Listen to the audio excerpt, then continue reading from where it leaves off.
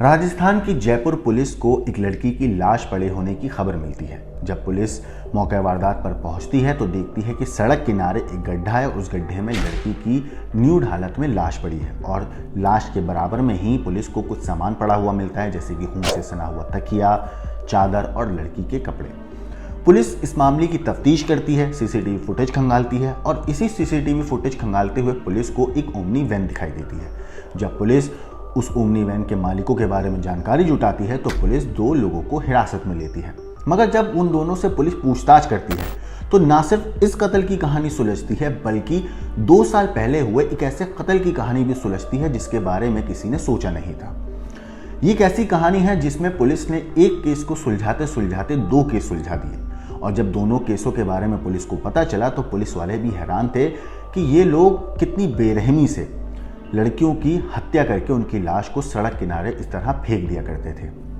नमस्कार, मेरा नाम है मोहम्मद आसिम और आप देख रहे हैं क्राइम तक। दरअसल जयपुर में सड़क किनारे एक लड़की की लाश पड़े होने की खबर पुलिस को मिलती है। पुलिस उस मामले में तफ्तीश करती है और अब उस केस का खुलासा करते हुए पुलिस ने हत्या के आरोप में 2 लोगों को गिरफ्तार किया है। दरअसल वेश्यावृत्ति के लिए भेजने से पहले ये लोग शारीरिक संबंध बनाने से लड़की ने जब मना किया तो इन्होंने उस लड़की से कहासुनी करी। कहासुनी होने के बाद इन लोगों ने गुस्से में उसका गला दबाकर उस लड़की की हत्या कर दी और पहचान छिपाने के लिए कुल्हाड़ी से वार करके उस लड़की का चेहरा बुरी तरह बिगाड़ दिया। पुलिस ने लाश को फेंकने के लिए इस्तेमाल की गई वैन को भी जब्त कर लिया है। पूछताछ में आरोपियों ने कलवाड़ इलाके में 2 साल पहले भी इसी तरह एक लड़की के कत्ल करने की बात कबूल करी। फिलहाल पुलिस ने वैसे इन दोनों आरोपियों से हिरासत में लेके गिरफ्तार करके इनसे पूछताछ कर रही है और अलग अलग एंगल से पता लगाने की कोशिश कर रही है क्या इस कत्ल में कोई और भी इन दोनों का साथ दे रहा था। इस मामले पर पुलिस का कहना है कि हत्या के मामले में आरोपी आसाराम स्वामी, जिसकी उम्र 50 साल है, और राहुल अग्रवाल, जिसकी उम्र 30 साल है, उसको अरेस्ट किया है।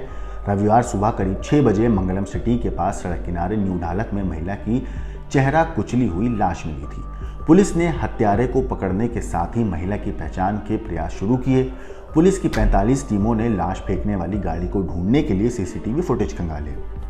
वारदात स्थल से आने जाने वाली गाड़ियों के एंट्री और एग्जिट को देखकर 600 वाहनों को चिन्हित किया गया और इसी पड़ताल में पुलिस की नज़र एक ओमनी वैन पर गई और फिर इसी वैन के जरिए पुलिस टीम बदमाशों तक जा पहुंची। पुलिस ने दोनों आरोपी यानी कि आसाराम और राहुल को हिरासत में लेकर पूछताछ करी और उसके बाद पुलिस ने जब इनसे पूछताछ करी तो ये पहले बात को घुमाते रहे, सही जवाब नहीं दिया, लेकिन जब पुलिस ने सख्ती से पूछताछ करी तो इन्होंने अपने इस पूरे हैवानियत भरे कारनामे को स्वीकार कर लिया। इसके बाद आरोपियों को गिरफ्तार कर लिया गया।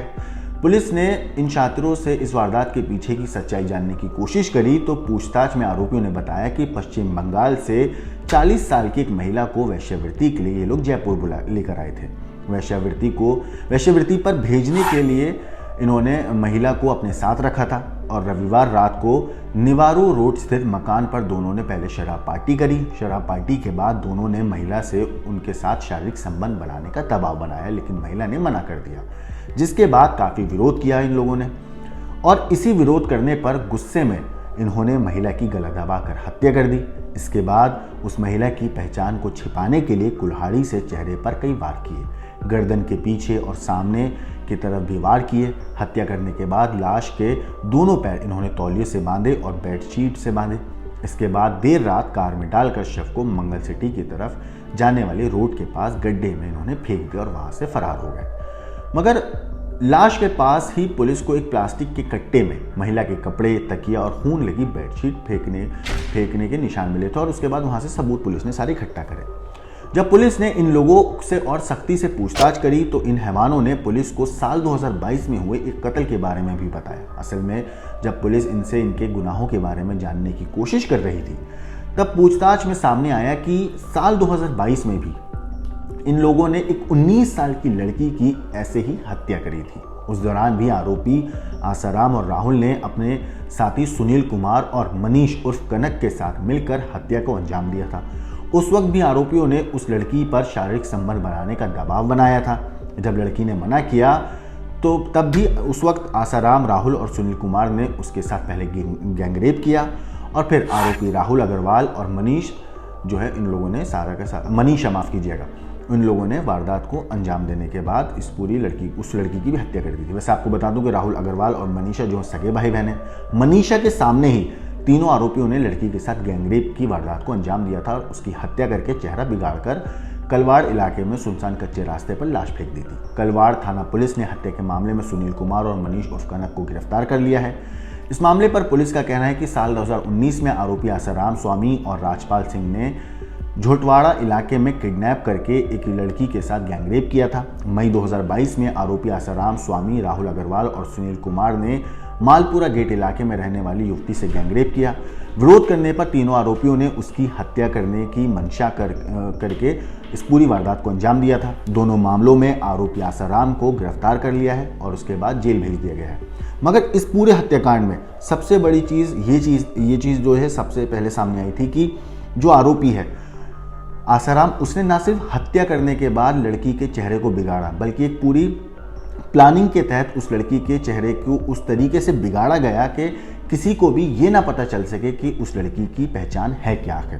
क्योंकि लड़की जो है वेस्ट बंगाल से लेकर ये लोग आए थे, वैश्यावृत्ति के लिए लेकर आए थे। और इसी बीच इन सारे मामलों में किसी को ये भी नहीं पता चलता कि एक लड़की जो पश्चिम बंगाल से जयपुर आई है वो आखिर है कौन।